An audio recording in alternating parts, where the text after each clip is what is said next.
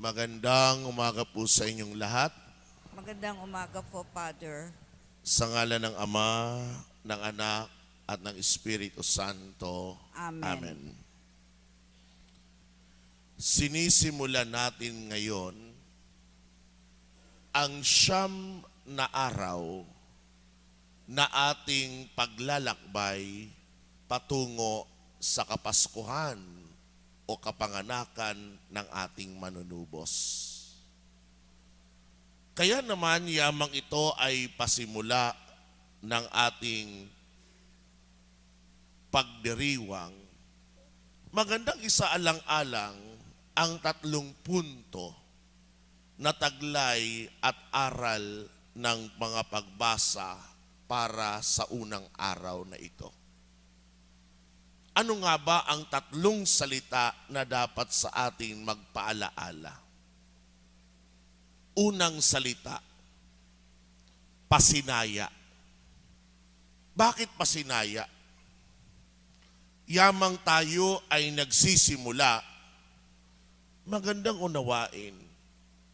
Ano nga bang dahilan bakit meron tayong Misa Aguinaldo?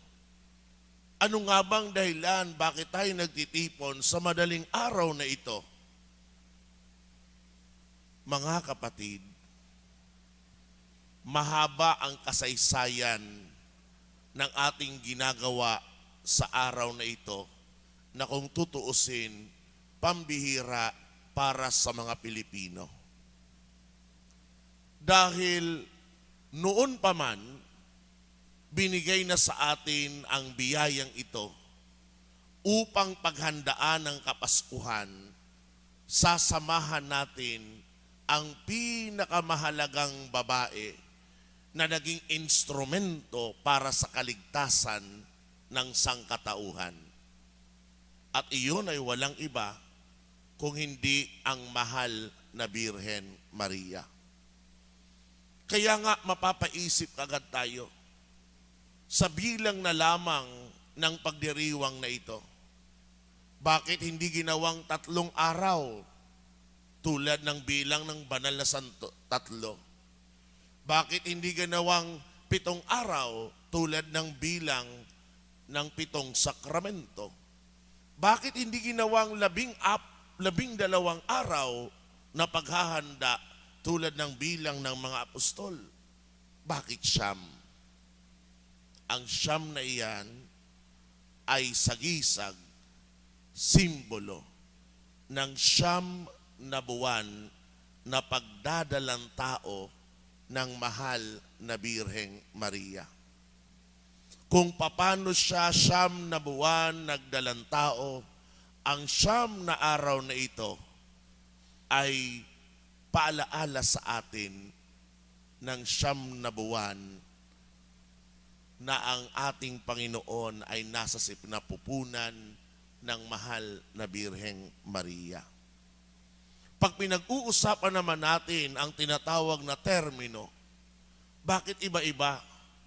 May maririnig ka, simbang gabi, may maririnig ka, Misa de Gallo, may maririnig ka, Misa Aguinaldo. Ano nga bang tama? Nang nagsimula ang lahat ng misang ito, ang tawag ay Misa Aguinaldo. Dahil ang salitang Aguinaldo ay galing sa wikang Kastila na ibig sabihin ay regalo, handog. Dahil ang ating pinaghahandaan ay walang iba kung hindi ang dakilang handog ng Diyos sa atin. At ito ay walang iba kung hindi ang kanyang anak na si Jesucristo. Father, bakit tinatawag ring simbang gabi? Ang Misa Aguinaldo ay may 2 uri. Pag sinabi mong simbang gabi, yun ay tumutukoy sa mga misa sa gabi. Pag sinabi mo namang Misa de Gallo, itong dinadaluhan ninyo dahil sa madaling araw, ang salitang gayo o ang pronunciation nating mga Pilipino, galyo, no? Ibig sabihin nun ay tandang dahil ang misang ito ay ginaganap sa madaling araw. Pero lahat ng misang ito, mag-umaga man yan o madaling araw, o yan man ay sa gabi, ang termino dyan ay Misa Aguinaldo. Kaya naman, mainam, bakit ka nga ba nandito? Para sa mga Pilipino, iniisip ang mga napakinggan pa mula sa mga kaninunuan na kapag makumpleto mo raw ang 9 na araw, apag ikaw ay may kahilingan, ikay pagkakalooban, nagsisimula pa lamang tayo, pasinaya. Dapat maging maliwanag sa atin ano nga bang saysay. Kung tutuusin, anumang misa ang dadaluhin mo, anumang oras ng araw iyan, yan pa rin ay misa. Dahil anong saysay ng 9 na araw na dadalo ka, pero sa buong taon, hindi ka naman nagdadalo na nakokompleto ang bawat linggo. Kaya mas mainam ka na kompletuhin mo buong taon, linggo-linggo, dumadalo sa misa, na siyang obligatoryo sa ating mga Katoliko, kesa ang simbang gabi, that this is just a devotion, not an obligation. Pag sabi mong devotion, ibig sabihin, dahil kusa ka, deboto ka, namamanata ka.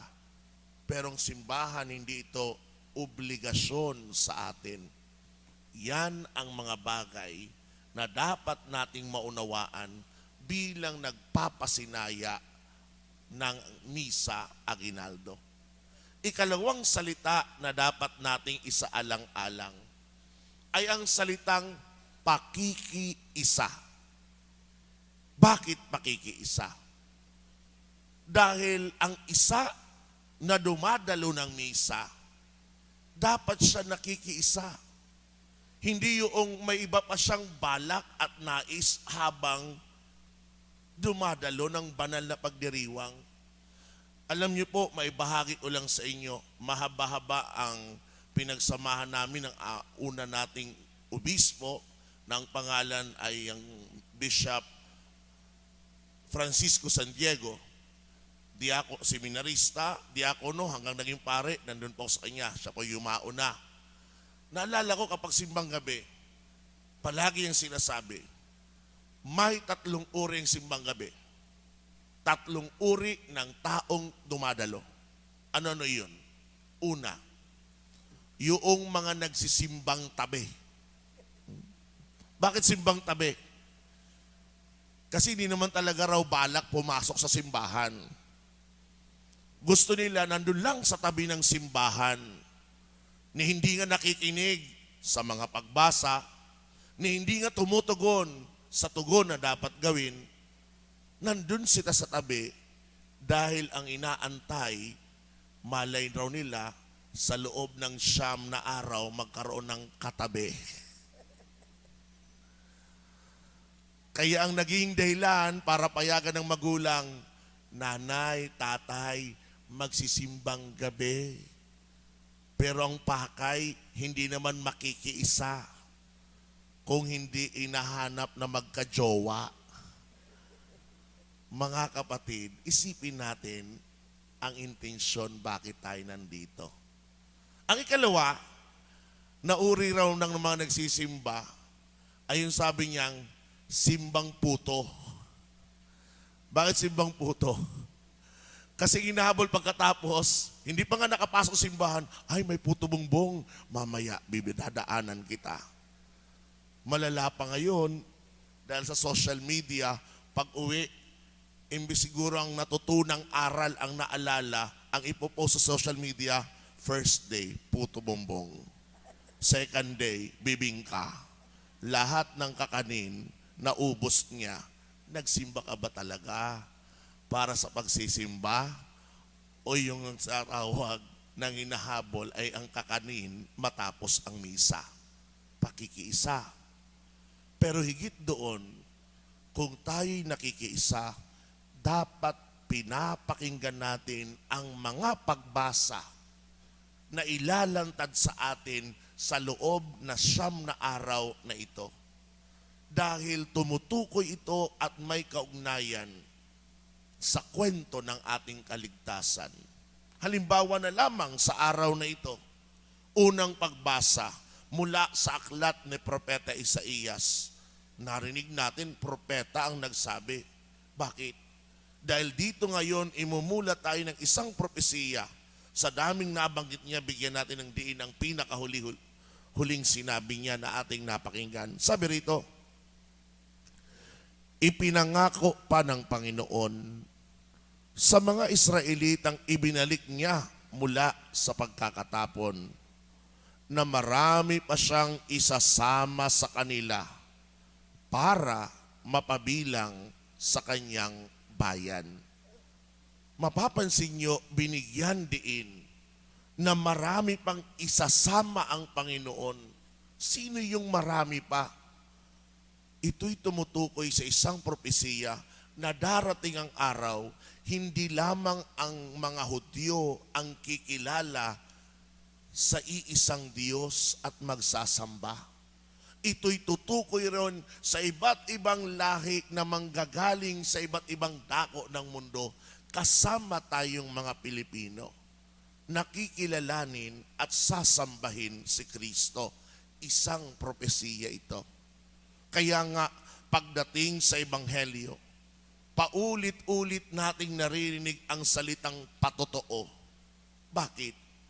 Dahil una sa lahat, minumula tayo na ang lahat ng pangako, lahat ng propesiya na napapakinggan mula sa tinatawag na lumang tipan ay nagkakaroon ng katuparan ang mga pangakong binitawan ng Diyos at ngayon nga pinatutuhanan sa Ebanghelyo na darating ang Kristo ang manunubos ng sangkatauhan. At yan mismo ay napahayag ng Panginoon sa Ebanghelyo. Kaya napakainam na kung tayo'y nandito, hindi dapat tayo tutulog-tulog. Tanda ng ating pakikiisa ay pakinggan ang mga pagbasa. Ikatlong salita na paalaala sa atin ay ang salitang pagtatapos. Father, unang araw pa lamang pagtatapos ng pag-uusapan. Bakit?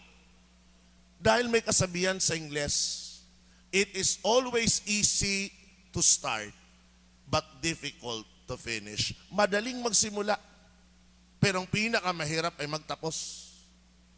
Suriin nyo, sa pag-aaral lamang, lahat halos ng bata mag-aaral ng grade 1. Pero hindi lahat na nagsimula ng grade 1 nakakatapos ng college. At hindi dahilan, sabihin nyo, kulang kasi ang pang-aral. Ang iba talaga tamad mag-aral, kaya hindi nakakatapos. Dahil meron naman, walang-wala, pero talagang nagsusumikap na makatapos. Di lamang halimbawang iyan. Meron nga kayong nabalitaan. Akala nyo, hanggang wakas sila ay mauuwi sa simbahan at kasalan. Yun pala, 11 years lang ang tinakbo. Di ba? O nabalitaan nyo yun. Pero wag na natin layo pa. Meron rin nagpakasal na, inaasahan sa kanila na hanggang kamatayan ang kanilang pangako. Pero nangyari, may mga naghihiwalay din. Bakit? Kasi madaling magsimula pero napakahirap tapusin. At ito rin ang hamon sa atin. Yamang nasimulan niyo ang unang araw ng simbang gabi o misa aginaldo, tapusin natin. Isipin nyo, di ba? Sabi ko sa inyo, ang mahal na birhen, 9 months na magdadalang tao sa gisag ng 9 days. E paano kung hanggang 6 days ka lang, edi premature si Jesus? Di ba? Yan po ay isa ng paalaala. Bakit? Dahil tunay na mahirap tapusin, lalo na kung ikaw ay dadalo ng alas 4. Unang hamon, sa mga susunod bang araw, magigising ka, mahirap, magising, mahirap pumunta sa simbahan, kaya ang ginagawa nyo, hindi lang kayo nagdarasal, may kaakibat na sakripisyo, kaakibat na penitensya. Doon nakikita ngayon kung kaya mong tapusin ito. Ikalawa, isa lang aralin natin na hindi lang mahirap magising. Kapag nandito ka sa simbahan, ang pinakamahirap ay manatiling gising. Na yun, minsan nakakatawa pag makikita ko ng senior. Kasi akala ko, talagang dinadamdam at iniisip ng lahat ng sinasabi ko, tungo ng tungo. Sabi ko, naintindihan talaga ng mga senior ang sinasabi ni Father. Yun pala, nang nagsabi na ang commentator magsitayong lahat, panalangin ng bayan, sa tulog pa rin pala, doon nalaman ng pare na hindi pala nakikinig. Manatiling gising. Yan ang hamon sa atin para tapusin ang 9 na araw na nasimulan natin. 3 salita ang iniiwan ko sa inyo bilang palaala sa pagsisimula ng ating Misa Aguinaldo. Unang P, pasinaya. Ikalawang P, pakikiisa. Ikatlong P, pagtatapos. Baunin, panghawakan, at manabik na tapusin ang ating magandang nasimulan. Dahil sa huli, ang lahat na ito ay para sa ating kabutihan at kaligtasan. Amen. Sa ngalan ng Ama, ng Anak, at ng Espiritu Santo. Amen. Amen.